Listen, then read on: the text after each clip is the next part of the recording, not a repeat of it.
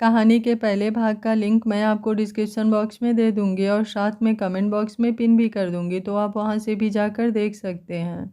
Car में निकलने वाले आदमी से संजना मुस्कुराकर गले मिली और बोली, आप कब आए? आप तो कल आने वाले थे, संजना ने मुस्कुराते हुए पूछा।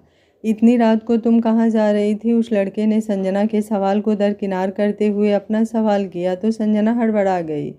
वो रागिनी दीदी की तबीयत अचानक बिगड़ गई थी, तो मैं उन्हीं से मिलने जा रही थी, संजना ने साफ झूठ बोल दिया और वो लड़का शक भरी निगाहों से उसे घूरने लगा। तुम अच्छे से जानती हो, तुम्हारे हर एक हरकत की जानकारी मैं रखता हूँ, मुझसे झूठ बोलने की कोशिश भी मत करना, उस लड़के ने संजना को गुस्से से घूरते हुए कहा। सच्ची रागिनी दीदी से ही मिलने जा रही थी? अगर आपको यकीन नहीं है तो निमेश को कॉल करके पूछ लो, संजना बिल्कुल कॉन्फिडेंस होकर बोली। तब जाकर उस लड़के को कहीं उस पर यकीन हुआ। आपने बताया नहीं, आप कब आए? संजना बोली।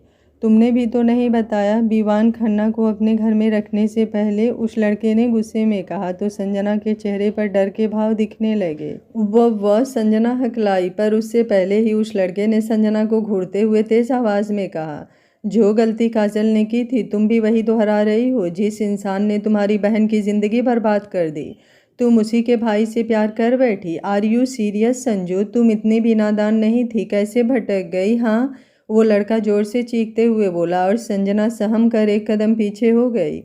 6 साल पहले एक गलती काजल ने की थी, जिससे हमारा पूरा परिवार बिखर गया था। बड़ी मुश्किल से हम दोनों ने मिलकर सब कुछ संभाला है और आज फिर तुम्हारी एक गलती सब कुछ तार तार कर देगा। आप गलत समझ रहे हैं, ऐसा कुछ भी नहीं है। विवान एक अच्छा इंसान है और मैं अपने मकसद से बिल्कुल भी नहीं भटक रही हूँ। मुझे अब भी याद है उनकी हालत। आप ऐसा कैसे बोल सकते हैं कि मैं भटक रही हूँ? संजना बोली। वो लड़का खोखली हंसी हंस पड़ा। रियली संजू? चल खा मेरी कसम और बोलो तुम विवान से प्यार नहीं करती। मैं मान लूँगा, आज तक तुम्हारी हर बात मानता आया हूँ ना, ये भी मान लूँगा। रखो मेरे सर पर हाथ और कहो तुम मुझसे प्यार नहीं करती। आप ये। संजना ने अपने कदम पीछे खींच लिए। उस लड़के ने उसका हाथ पकड़ा और अपने सर पर रख दिया। कहो तुम मुझसे प्यार नहीं करती। मैं विवान से प्यार करती हूँ। I love him so much, Sanjana ने गुस्से में चिल्लाते हुए कहा और उस लड़के ने संजना का हाथ छोड़ दिया और गुस्से में संजना को थप्पड़ मारने के लिए अपना हाथ उठाया, पर उसके गालों के पास पहुंचने से पहले ही उसने रोक लिया।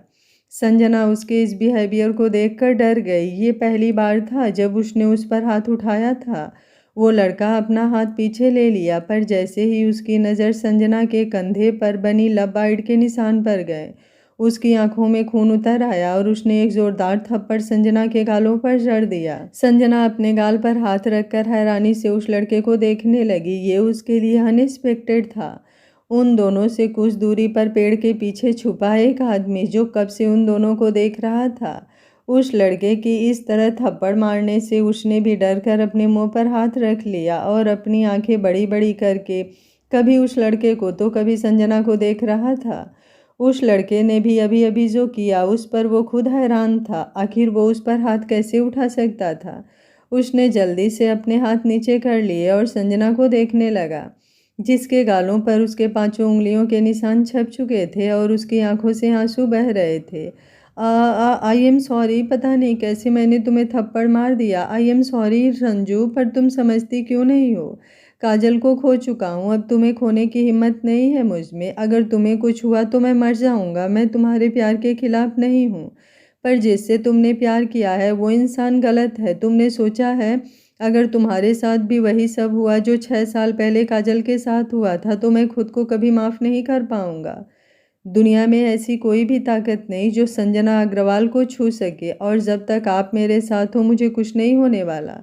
मुझे यकीन है आप पर, आप मुझे संभाल लोगे, मुझे और हमारी दोनों प्रिंसेस को।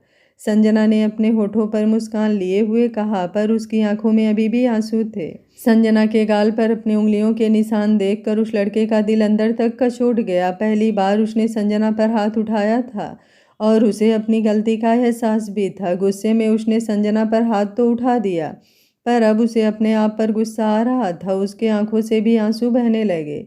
उसने अपना हाथ संजना के गाल की तरफ बढ़ाया, पर संजना ने अपने कदम पीछे खींच लिया।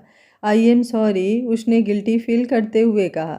संजना के होठों पर हल्की मुस्कुराहट आ गई। हक है आपका मुझ पर हाथ उठाने का, बच्चे घर पर अकेले होंगे, मुझे जाना होगा। संजना ने अपने आंसू साफ किए और अपनी बाइक की तरफ बढ़ गई।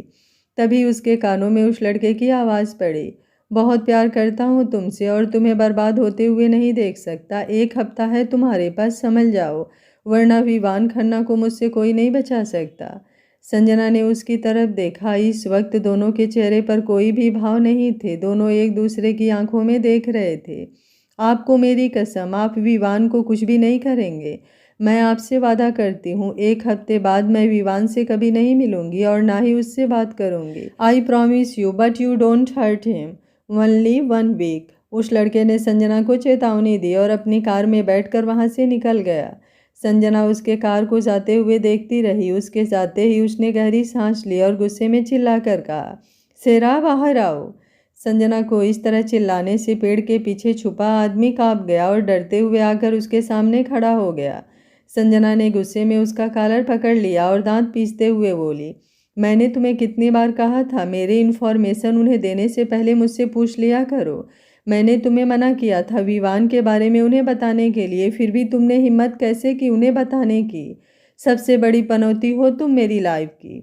सॉरी मैम, बॉस ने धमकी दिया था, अगर मैं उन्हें सब कुछ नहीं बताता तो वो मुझे जॉब से निकाल देते, वो डरते हुए बोला। संजना ने उसका कॉलर छोड़ दिया। और क्या बताया है? बस विवान सर के बारे में और कुछ नहीं। आगे से उन्हें कुछ भी बताने से पहले मुझसे पूछ लेना, वरना वो तुम्हें जॉब से निकाले या ना निकाले, पर मैं तुम्हें दुनिया से ज़रूर निकाल दूंगी। संजना गुस्से में दांत पीसते हुए बोली, सॉरी मैम, मेरी वजह से बॉस ने आप पर हाथ उठाया, आई एम सॉरी। सेरा ने अपनी नज़रें झुकाकर कांपते हुए आवाज़ में कहा। संजना ने एक नज़र उसको देखा और अपनी बाइक स्टार्ट करते हुए बोली, हक है उनका। संजना ने घर वापस आकर नमन को कॉल किया, मैं नहीं आ सकती। नमन बोला, क्यों? संजना ने बिना कोई जवाब दिए कॉल कट कर दिया। वो अपने कमरे में गई जहां विवान सोफे पर सो रहा था। वो उसके सामने रखे टी टेबल पर बैठकर अपनी उंगलियों को उसके चेहरे पर फिराते हुए धीरे से बोली, कहा था ना, मेरे करीब आकर खामोखा अपने लिए मुसीबतें बढ़ा रहे हो, पर तुम सुनते कहाँ हो मेरी। वो अपलक विवान के चेहरे को देखने लगी। उसकी आंखों से आंसू का एक कतरा गालों पर लुढ़क गया। अभी थोड़ी देर पहले की हुई बातें उसके जहन में घूमने लगी। उसका दिल कर रहा था वो जोर से विवान को गले लगा ले, पर वो ऐसा भी नहीं कर सकती थी। उसने धीरे से विवान के माथे पर किस किया और हाल में आकर सोफे पर लेट गई। उसके वहां से जाने के बाद विवान ने अपनी आंखें खोली और अपने हाथ में पकड़े हुए फोटो को देखा, जिसमें संजना के साथ उसकी दीदी माँ काजल थी। संजना के घर से बाहर जाने के थोड़ी देर बाद जब विवान की आंख खुली तो संजना उसके पास नहीं थी। उसने अपने आदमी को कॉल किया तो पता चला वो अभी अभी घर से बाहर निकली है। फिर विवान ने उसके पूरे कमरे की तलाशी ली, पर उसे उस फोटो के सिवा कुछ भी नहीं मिला। क्या रिश्ता है तुम्हारा और काजल अग्रवाल का? विवान ने उस फोटो को गौर से देखते हुए कहा। अब आप लोग सोच रहे होंगे विवान काजल अग्रवाल को कैसे जानता है, तो मैं बताती हूँ। काजल अग्रवाल एंटरटेनमेंट इंडस्ट्री की जानी मानी अभिनेत्री। उन्होंने कई सारे टीवी शो किए थे और कई सारे मूवी भी की थी जो हिट हुई थी। उन्होंने विवान के साथ भी 1-2 मूवी किया था, जिसकी वजह से विवान प्रोफेशनली तौर पर उन्हें अच्छे से जानता था और उसके दिमाग में ये खटक रहा था कि संजना और काजल अग्रवाल का रिश्ता क्या है, क्योंकि जहाँ तक उसे पता था काजल अग्रवाल अकेली थी, उनका कोई परिवार नहीं था। फिर संजना और वो एक साथ कैसे? अगली सुबह संजना किचन में ब्रेकफास्ट बना रही थी और सारे बच्चे स्कूल के लिए तैयार होकर डाइनिंग टेबल पर अपने ब्रेकफास्ट का इंतजार कर रहे थे। गुड मॉर्निंग बच्चों, विवान उन सब के पास आते हुए बोला। गुड मॉर्निंग भैया। सब बच्चों ने एक साथ उसे विश किया। तुम सबकी दीदी कहाँ हैं? विवान कहा। क्या बात है भैया, कभी तो हमारे साथ टाइम स्पेंड कर लिया करो, जब देखो तब दीदी दीदी करते रहते हो। हम सब की कंपनी आपको इतनी बुरी लगती है? रोहन उसके मज़े लेते हुए बोला और विवान सकपका गया। न नहीं तो, मैंने कब कहा, बल्कि तुम सबके साथ टाइम स्पेंड करना तो मुझे बहुत अच्छा लगता है। विवान उसके बालों पर हाथ फिराते हुए बोला और उसके बगल में चेयर खींचकर बैठ गया। अच्छा, दीदी से भी ज़्यादा? नैन बोली। ऑफ कोर्स, तुम्हारी दीदी से भी अच्छा मुझे तुम सबके साथ लगता है, विवान बोला। फिर यही बात आप दीदी के मुंह पर बोल कर दिखाओ। रुको, मैं दीदी को बुलाती हूँ। दीदी दीदी, नेहा ने आवाज़ दी तो विवान हड़बड़ा गया। अरे अरे रुको, क्या कर रही हो? उसे क्यों बोलना है? तुम सबको मेरी बातों पर यकीन नहीं है? विवान बोला। बिल्कुल नहीं, नैन हंसते हुए बोली। तो विवान उसे घूरने लगा और इसी के साथ सारे बच्चे खिलखिलाकर हंस पड़े। बहुत शैतान हो तुम सब, विवान नैन की छोटी सी नाक खींचते हुए बोला। सो तो है, दीदी किचन में है, नैन भी विवान की नाक खींचते हुए बोली। विवान ने उसके गालों पर किस किया और किचन में आ गया। संजना ने आज वाइट ट्राउजर के साथ ब्लैक कलर की डाउन होल्डर टॉप पहन रखी थी। विवान उसके करीब आया और पीछे से उसे अपनी बाहों में भरकर उसके कान में धीरे से बोला, गुड मॉर्निंग जान। Good morning. संजना ने भी मुस्कुराते हुए उसके हाथों पर हाथ रख दिया और आंखें बंद करके उसके प्रेजेंस को महसूस करने लगी। विवान, संजना धीरे से बोली। विवान ने उस पर अपनी पकड़ और भी मजबूत कर लिया। संजना उसकी तरफ पलटी और उसके सीने पर अपना सर रखकर उसके बाहों में समा गई। विवान ने भी उसे अपनी बाहों में जकड़ लिया और धीरे से उसके कान में कहा, जान are you all right? Sanjana ने धीरे से कहा और उससे अलग हो गई। तुम बाहर चलो, मैं सबके लिए ब्रेकफास्ट लेकर आती हूँ। संजना दूसरी तरफ मुड़ने को हुई कि विवान ने उसकी बाजू पकड़ लिया और उसके गाल पर देखते हुए बोला, ये तुम्हारा गाल पर कैसा निशान है? विवान के पूछने पर संजना को कल रात की बात याद आ गई। उसने हड़बड़ाते हुए कहा, न निशान नहीं तो तुम्हारे गाल पर ये उंगली के निशान लग रहे हैं। किसी ने तुम्हें थप्पड़ मारा है क्या? विवान थोड़ा सख्ती से पूछा तो संजना और भी ज़्यादा घबरा गई। नहीं नहीं, कोई मुझे थप्पड़ क्यों मारेगा? किसकी मजाल है जो मुझे हाथ लगाए? मेरी स्किन कुछ ज़्यादा ही सेंसिटिव है। शायद कल रात अपने हाथ को चेहरे के नीचे रखकर सो रही होगी तो निशान आ गए होंगे, संजना ने बहाना बनाते हुए कहा। ये बहाने ना बच्चों को देना, मुझे नहीं। सच सच बताओ, किसने मारा है तुम्हें? विवान थोड़ा गुस्से में बोला। मैं झूठ नहीं बोल रही हूँ। अच्छा तुम ही बताओ, तुम तो कल रात थे यहीं पर। कल रात मेरे गाल पर ये निशान थे नहीं ना? और सुबह से तो मैं घर पर ही हूँ, फिर कौन मुझे थप्पड़ मारेगा? तुम कुछ ज़्यादा सोच रहे हो, संजना उसे समझाते हुए बोली। विवान साफ साफ महसूस कर पा रहा था वो झूठ बोल रही है, क्योंकि कल रात संजना घर से बाहर गई थी। उसके बाद विवान की नींद खुल गई थी, पर इस वक्त विवान ने संजना से कुछ नहीं कहा और उसके गालों को छूकर बाहर चला गया। बच गई, संजना ने गहरी सांस ली। ब्रेकफास्ट करने के बाद बच्चे स्कूल के लिए बाहर चले गए और विवान भी तैयार होकर ऑफिस के लिए निकल गया। नैन जैसे ही स्कूल बस में चढ़ने वाली थी, उसे कुछ याद आया और वो रोहन से बोली, रोहन मेरे होमवर्क की नोटबुक रूम में छूट गई है, मैं अभी लेकर आती हूँ। वो दौड़ते हुए वापस घर में आई और रूम में जाकर अपना नोटबुक ढूंढने लगी। मम्मा मेरी नोटबुक नहीं मिल रही है, वो चिल्लाते हुए बोली, पर अभी भी वो अपना नोटबुक ढूंढ रही थी। नैन, मैंने कितनी बार कहा है ऐसे सबके सामने मम्मा मत बोला करो, कोई सुन लेगा, संजना रूम में आते हुए बोली और उसकी नोटबुक ढूंढने में हेल्प करने लगी। ओफो मम्मा, आपने ये भी तो कहा है अकेले में मैं आपको मम्मा बोल सकती हूँ, और अभी यहाँ कोई भी नहीं है, मेरा नोटबुक नहीं मिल रहा, प्लीज़ पहले उसे ढूंढ दो ना। नैन उसकी तरफ देखते हुए बोली। ये रहा तुम्हारा नोटबुक। संजना ने उसके तकिए के नीचे से उसका नोटबुक निकालकर उसे दे दिया। थैंक यू मम्मा। नैन ने उसके गाल पर किस किया और दौड़ते हुए वापस बाहर जाने लगी। फिर रुकी और वापस उसके पास आकर दूसरे गाल पर किस करके बोली, ये तारा की तरफ से bye and I love you mama, और दौड़ते हुए वापस चली गई। संजना ने अपने दोनों गालों पर हाथ रखा और मुस्कुराते हुए बोली, लव यू टू मम्मा की जान। फिर नैन ने जितने सामान को इधर उधर फेंका था उसे सही करने लगी। विवान दरवाजे पर खड़ा होकर उन दोनों की बातें सुन रहा था। वो तो शॉक्ड रह गया संजना के लिए नैन के मुंह से मम्मा सुनकर।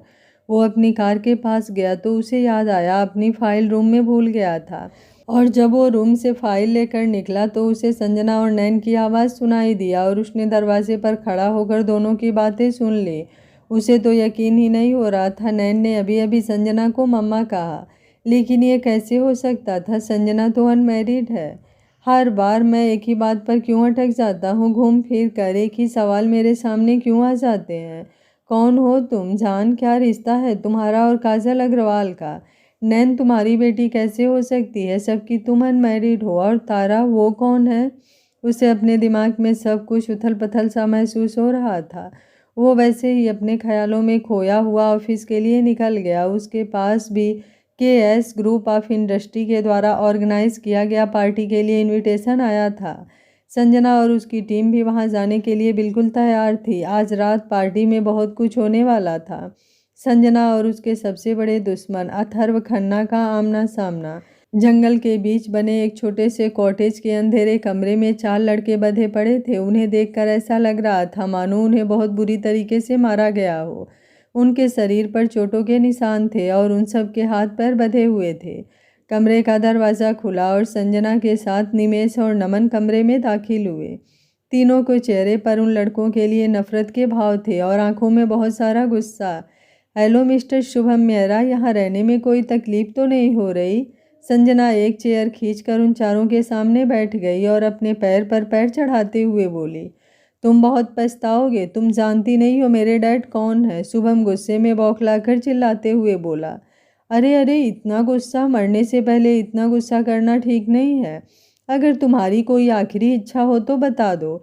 वैसे मैं तुम जैसे हैवानों की आखिरी इच्छा पूरी नहीं करती, पर तुम्हारी बात अलग है। आफ्टर ऑल तुम मिनिस्टर के बेटे हो। मरने से पहले स्पेशल ट्रीटमेंट तो मिलना ज़रूरी है। तो चलो बताओ, तुम्हारी आखिरी इच्छा क्या है? मैं ज़रूर पूरा करूँगी। संजना बिना किसी भाव के उन चारों को देखते हुए बोली। उसका चेहरा देखकर शुभम और उसके दोस्त डर गए। पापा प्लीज हमें छोड़ दो, हमें जाने दो, हमने कुछ नहीं किया, एक लड़का उसमें से बोला। अच्छा, कुछ नहीं किया? फिर तो तुम ये भी कहोगी कि तुमने किसी भी लड़की के साथ ज़बरदस्ती नहीं की। नमन जो संजना के बगल में खड़ा था वो बोला, हाँ हमने किसी के साथ कुछ नहीं किया। दूसरा लड़का बोला, वो तो अभी पता चल जाएगा, निमेश ने कहा और पाखी को आवाज़ दिया। पाखी अंदर आई और उन चारों के सामने खड़ी हो गई। उसे अपने सामने देखकर उन सबके पसीने छूटने लगे। संजना ने अपना रिवाल्वर निकाला और पाखी की तरफ बढ़ाते हुए बोली, तुम भी यही हो और तुम्हारे गुनाहगार भी। भंसाओ न्याय की देवी और ले लो अपना न्याय। पाखी ने कांपते हाथों से उसके हाथ से रिवाल्वर लिया और उनकी तरफ तान दिया, पर गोली चलाने की उसकी हिम्मत नहीं हुई। उसके हाथ कांप रहे थे। संजना ने उसके हाथ से गन लिया और एक ही झटके में 6 की 6 गोलियां उन चारों में से एक लड़के के सीने में उतार दिया। संजना ने अभी भी उन चारों की तरफ गन तान रखा था। डर के कारण बाकी तीनों लड़कों के चेहरे सफ़ेद पड़ने लगे थे। संजना ने गन निमेश की तरफ फेंका और उसे लोड करके पाखी को देने को कहा। इनकी चीखों की आवाज़ पूरे जंगल में गूंजनी चाहिए, संजना ने कहा और कमरे से बाहर आ गई। थोड़ी देर बाद उसके कानों में धड़ाधड़ गोलियां चलने की आवाज़ सुनाई दिया और उसने आंखें बंद करके ऊपर की तरफ देखा। आपकी मौत का बदला लेने इंडिया आई थी दीदी माँ, और आज हर उस लड़की के साथ हुई नाइंसाफ़ी की बदला ले रही हूँ जिन्होंने इंसाफ की उम्मीद छोड़ दी है। विवान के ऑफिस में विवान कुछ फाइलों को देखते हुए उन पर साइन कर रहा था और उसका असिस्टेंट उसके बगल में खड़ा था। उसने सारी फाइलों पर साइन करके उसे दिया और उसे देखते हुए बोला, पार्टी में कब जाना है? 1 घंटे बाद हमें निकलना है, असिस्टेंट बोला। ओके, मैं यहीं से निकलूँगा, मेरे कपड़े यहीं मंगवा लो, विवान बोला। जी सर, असिस्टेंट ने कहा और केबिन में बाहर चला गया। थोड़ी देर बाद एक आदमी ने उसके केबिन के डोर को नॉक किया। कम इन, विवान लैपटॉप पर अपनी नज़रें गड़ाए हुए बोला। सर, आपने जैसा कहा था हमने रागिनी शर्मा के बारे में पता लगाया। पेशे से वो एक डॉक्टर थी और आज से 6 साल पहले उनका एक एक्सीडेंट में मानसिक संतुलन बिगड़ गया और उस एक्सीडेंट में उन्होंने अपना बच्चा भी खो दिया था। वो किस हॉस्पिटल में काम करती थी? विवान को सोचते हुए बोला, life care hospital. Life care hospital? वो अपने दिमाग पर जोर डालते हुए कुछ सोचने लगा और फिर उसने अपना दूसरा सवाल किया, कोई और इन्फॉर्मेशन? यस सर, इनके सोशल मीडिया अकाउंट से हमें ये पिक्चर मिला है। उसने अपना फ़ोन विवान को दिखाते हुए कहा। उस फ़ोन में संजना और काजल अग्रवाल की फ़ोटो थी, जिसे देखकर पता चल रहा था ये दोनों काफ़ी करीब हैं। ये तो फेमस अभिनेत्री काजल अग्रवाल हैं। इन्होंने करीब आज से 6 साल पहले सुसाइड कर लिया था। विवान उस तस्वीर को गौर से देखते हुए बोला। यस सर, एक और बात है जो मैं आपको बताना चाहता हूँ। संजना मैम के बारे में हम लोगों ने पता लगाया। उनके बारे में हमें ज़्यादा कुछ तो पता नहीं चला, पर उनके बायोडाटा को देखकर यही लग रहा है कि वो आज से 6 साल पहले इंडिया आई हैं। उनका आज से 6 साल पहले का कोई भी रिकॉर्ड इंडिया में नहीं है, विवान के इन्फॉर्मर ने कहा। और कुछ? विवान बोला। नो सर, इन्फॉर्मर बोला। ओके, अब तुम जा सकते हो, विवान ने कहा और उस तस्वीर को देखने लगा जिसमें रागिनी और काजल एक साथ थी। फिर उसने अपनी ड्रावर से वो तस्वीर निकाली जो संजना के घर से मिली थी, जिसमें संजना और काजल थी। 6 साल पहले, आज से 6 साल पहले तुम्हारा इंडिया आना, काजल अग्रवाल का सुसाइड कर लेना और रागिनी का एक्सीडेंट, वो भी 6 साल पहले। ऐसा क्या हुआ था 6 साल पहले? एक मिनट, एक मिनट। अग्रवाल, संजना अग्रवाल और काजल अग्रवाल, कहीं तुम दोनों बहनें तो नहीं हो? उसने अपना फ़ोन निकाला और संजना के पास कॉल किया, पर उसका फ़ोन स्विच ऑफ आ रहा था। उसने 2-3 बार ट्राई किया, पर उसका फ़ोन अभी भी स्विच ऑफ आ रहा था। जान, तुम तो पूरी की पूरी मिस्ट्री बन गई हो। जितना तुम्हें सुलझाने की कोशिश कर रहा हूँ, उतना ही उलझती जा रही हो। अब एक ही रास्ता है तुम्हारे बारे में सब कुछ जानने का, नैन। अब नैन ही बताएगी मुझे तुम्हारे बारे में सब कुछ। विवान कुछ सोचते हुए बोला और अपना फ़ोन निकाल कर किसी को कॉल किया। संजना के घर पर। रागिनी दीदी, प्लीज़ दे दो ना मेरे कबर्ड की चाबी। आप जानती हो ना मैं सलवार सूट नहीं पहनती, मुझे अच्छा नहीं लगता। प्लीज़, मुझे लेट हो रहा है, प्लीज़ दीदी दे दो ना। संजना बाथरोब पहने अपने कमरे में रागिनी के पीछे पीछे दौड़ रही थी और रागिनी उसके कबर्ड की चाबी लिए उसके आगे आगे दौड़ रही थी। नहीं नहीं नहीं संजू दीदी, मैं चाबी नहीं दूंगी। आज तो आप सलवार सूट ही पहनोगी, मुझे कुछ नहीं सुनना। रागिनी बोली। बेटा पहन लो ना, जानती हो ना रागिनी एक बार जो जिद पकड़ ले उसके बाद वो मानती ही नहीं है। रागिनी की आई बोली। बट आंटी, संजना ने क्यूट सा फेस बनाया जिसे देखकर रागिनी के साथ साथ उसकी आई भी हंसने लगी। संजना, हमें लेट हो रहा है, 5 मिनट में हमें निकलना होगा। वरुण और श्वेता पार्टी वेन्यू पर पहुंच चुके हैं, बस हम दोनों का इंतजार कर रहे हैं। बाहर से निमेश ने आवाज़ दिया। ओके ओके, पहन रही हूँ, पहले आप लोग बाहर तो जाओ, संजना बोली। संजना ने मुंह बनाते हुए सलवार सूट पहना और रेडी होकर जैसे ही बाहर निकली, सबकी नज़र उस पर अटक गई। और अटके भी क्यों नहीं, वो इतनी प्यारी जो लग रही थी।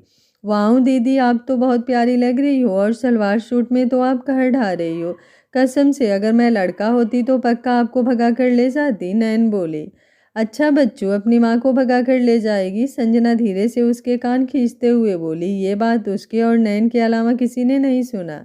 अच्छा अच्छा, बहुत प्यारी लग रही हो, अब चलो हमें लेट हो रहा है। निमेश लगभग उसका हाथ खींचते हुए बाहर ले गया। विवान भी पार्टी में आ रहा है, निमेश बोला। तो मैं क्या करूं, संजना बोली। कुछ नहीं, बस उससे दूर रहना, कहीं तुम्हें देखकर बेहोश ना हो जाए, निमेश मुस्कुराते हुए बोला। कुछ ज़्यादा नहीं बोल रहे हो तुम, सिर्फ लुक चेंज हुआ है, हाथ पैर अभी भी तोड़ सकती हूँ, संजना उसे घूरते हुए बोली। निमेश चुप हो गया, पर मन ही मन मुस्कुरा रहा था। उसकी बात याद करके संजना के होठों पर भी मुस्कुराहट आ गई। पार्टी वेन्यू सनशाइन होटल में पार्टी की तैयारियां की गई थी। चारों तरफ जगमगाती पार्टियों की रोशनी में खूबसूरत चेहरे मौजूद थे। बड़े बड़े बिजनेसमैन, एक्टर और शहर के मोस्ट रिस्पेक्टेड पर्सन सभी पार्टी में मौजूद थे और एक दूसरे से बातें करने में मशगूल थे। मीडिया भी इस पार्टी को अच्छे से कवर कर रही थी और यहाँ आए बड़े लोगों की इंटरव्यू भी ले रही थी।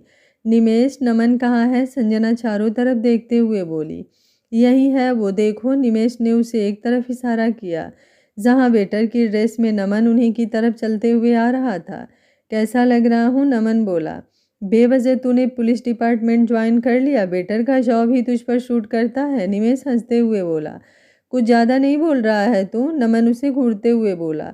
अगर तुम दोनों की मस्करी हो गई हो तो जिसके लिए इकट्ठा हुए हैं वो बातें कर लें, संजना बोली। सॉरी, दोनों ने एक साथ कहा। संजना ने उसे और नमन को कुछ समझाया, जिसके बाद नमन वहां से चला गया और संजना निमेश वापस अपनी टीम के पास आ गए। कहाँ चली गई थी तुम? बॉस ने सिर्फ मुझे इस पार्टी को कवर करने की जिम्मेदारी नहीं दी है, तुम दोनों को भी दी है। जब देखो तब गायब हो जाते हो दोनों, श्वेता निमेश और संजना को डांटते हुए बोली। और नहीं तो क्या, हम चारों एक साथ आए हैं ना, फिर तुम दोनों कहाँ गायब हो गए थे, वरुण बोला। बस यहीं पास में थे, अब चलो जो करने आए हो वो करते हैं, निमेश, जिसके बाद चारों अपने काम में लग गए। सॉरी अग्रवाल, श्वेता ने कहा और सबकी नज़र उस तरफ चली गई जहां से बेहद हैंडसम लड़का ब्लैक 3 पीस सूट पहने फुल एटीट्यूड में सीढ़ियों से नीचे उतरते हुए आ रहा था और उसके पीछे 2-3 गार्ड्स मौजूद थे। उसके चेहरे पर कोई भी एक्सप्रेशन नहीं था। उसने उचटती हुई नज़रें पूरे पार्टी में घुमाई और सबके पास आकर गेस्ट से मिलने लगा। हाय कितना हैंडसम है, उसी पार्टी में से एक लड़की ने कहा। हाँ यार, मैगज़ीन में मैंने इनकी फ़ोटो देखी है, पर रियल में तो और भी ज़्यादा हॉट और हैंडसम है, दूसरी लड़की बोली। कसम से मैं तो फ्लैट हो गई इस पर, तीसरी लड़की बोली। काश मैं इसकी गर्लफ्रेंड होती यार। ऐसे ही पार्टी में लड़कियां आपस में गॉसिप कर रही थीं। तभी उनमें से एक और लड़की ने कहा, अरे वो देखो मेरा prince charming Vivaan Khanna. Maroon colour के 3 पीस बिजनेस सूट में विवान कहढ़ा रहा था। तुम सब चाहे कुछ भी कहो, मेरा ड्रीम बॉय तो सुपरस्टार विवान खन्ना ही है, वो लड़की बोली। तुम भूल रही हो अब वो फिल्में नहीं करता, दूसरी लड़की बोली। तो क्या हुआ, मैं तो आज भी उसी पे मरती हूँ, तीसरी लड़की बोली। ऐसे ही लड़कियां बातें कर रही थी। संजना के कानों तक उनकी आवाज़ पहुंच रही थी, पर उसके चेहरे पर कोई एक्सप्रेशन नहीं था। तभी उसकी नज़र सामने गेट पर गई, जहां से एक आदमी अंदर आ रहा था। उसके चेहरे पर हल्की सी मुस्कान थी और उसे देखकर ऐसा लग रहा था जैसे वो बहुत ही डिसेंट टाइप इंसान हो। ठीक उसके पीछे एक और मुस्कुराता हुआ चेहरा दिखा। उन दो चेहरों को देखकर संजना की आंखें आग उगलने लगी। उसकी मुट्ठियां भींच गई और चेहरे पर नफरत के भाव भरने लगे, मानो वो यहाँ होकर भी यहाँ नहीं थी। अथर्व, मैं आपकी बीवी हूँ, आप ऐसा कैसे कर सकते हैं? प्लीज़ अथर्व, मुझे बचा लीजिए, प्लीज़ ऐसा मत कीजिए, प्लीज़। ये आवाज़ संजना के कानों में गूंज रही थी। उसका सांस लेना भी मुश्किल हो रहा था। उसे यहाँ घुटन सी महसूस हो रही थी। खुद को कमज़ोर पड़ते देख संजना वहाँ से दौड़ते हुए पीछे गार्डन एरिया में आ गई और गहरी गहरी सांसें लेने लगी। उसकी आंखों से आंसू बह रहे थे। वो ठीक से सांसें भी नहीं ले पा रही थी। सिर्फ उसका चेहरा देखकर तुम्हारा ये हाल है, फिर उससे बदला कैसे लोगी? इतनी कमज़ोर तो नहीं थी मेरी बहन जो एक दरिंदे के चेहरे देखकर इतना डर जाए, संजना के पीछे से किसी आदमी ने कहा। वो चलते हुए आकर उसके बगल में घुटनों के बल बैठ गया और उसकी पीठ सहलाते हुए उसे पानी पिलाया। संजना का पूरा चेहरा आंसुओं से भीगा हुआ था। अभी भी उसकी सांसें तेज तेज चल रही थी। उस आदमी ने उसके चेहरे को अपने हाथों में थामा और उसकी आंखों में आंखें डालकर बोला, अगर ऐसी लड़खड़ाएगी तो काजल को इंसाफ कैसे दिला पाएगी? मैं नहीं लड़खड़ा रही भाई, उसे देखकर दीदी माँ का चेहरा, उसकी आवाज़ गले में ही अटक रही थी। वो किसी छोटे बच्चे की तरह डर कर उस आदमी के गले लग गई। सॉरी सर, अंदर पार्टी में सब आपको ढूंढ रहे हैं, सॉरी के मैनेजर ने आकर कहा। जी बिल्कुल, आप सब सही समझ रहे हैं। संजना का भाई कोई और नहीं बल्कि शौर्य अग्रवाल है। चलो आ रहा हूँ, शौर्य ने कड़क आवाज़ में कहा और उसका मैनेजर सर झुकाकर वहाँ से चला गया। तो कुछ देर यहीं बैठ, जब मन हल्का हो जाए तब अंदर आ जाना। पार्टी खत्म होने के बाद मैं तुमसे बात करता हूँ। शौर्य उसे पास में लगे बेंच पर बैठाकर उसके बालों पर हाथ फेर कर अंदर चला गया। संजना आंखें बंद करके वहीं बैठी रही। बहुत कुछ चल रहा था उसके दिमाग में। वो पूरी तरह से उलझी हुई महसूस कर रही थी। दूसरी तरफ नमन वेटर के ड्रेस में सबको ड्रिंक सर्व कर रहा था। वो ड्रिंक लेकर एक आदमी के सामने आया और उसे देते हुए बोला, सर आपके लिए। उस आदमी ने ड्रिंक ले लिया। वो जैसे ही पीने वाला था, नमन ने जानबूझकर अपना हाथ उसके ड्रिंक पर मार दिया और ऐसे रिएक्ट किया जैसे वो गलती से हो गया। पूरा ड्रिंक उस आदमी के कपड़े पर गिरा और वो आदमी गुस्से में बौखला गया। सॉरी सॉरी सर, गलती से हो गया, नमन बोला। वो आदमी गुस्से में बोला, तुम जैसे 2 कौड़ी के वेटर मेरा इतना महंगा सूट खराब कर दिया। अगर काम करने नहीं आता तो करते ही क्यों हो, इडियट। वो भनभनाते हुए वॉशरूम की तरफ बढ़ गया। काम हो गया, डॉक्टर आनंद माथुर तो गया काम से, नमन अपने कानों में लगे ब्लूटूथ के जरिए निमेश को इन्फॉर्म किया। गार्डन में संजना अभी भी बेंच पर आंखें बंद करके बैठी थी। तभी किसी ने उसके कंधे पर अपना कोट रख दिया और उसके बगल में आकर बैठ गया। संजना अभी भी आंखें बंद किए हुए बैठी थी। विवान, संजना धीरे से बुदबुदाई और उसके बगल में बैठे विवान के होठों पर हल्की मुस्कुराहट आ गई। नॉट बैड जान, आंखें बंद करके भी मुझे महसूस कर पा रही हो, विवान बोला।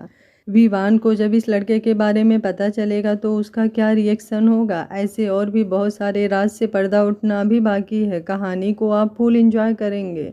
कहानी में बने रहिए। अगर आपको कहानी अच्छी लग रही है तो वीडियो को लाइक शेयर एंड चैनल को सब्सक्राइब कर लीजिएगा। Thank you for watching. मिलते हैं कहानी के अगले भाग में।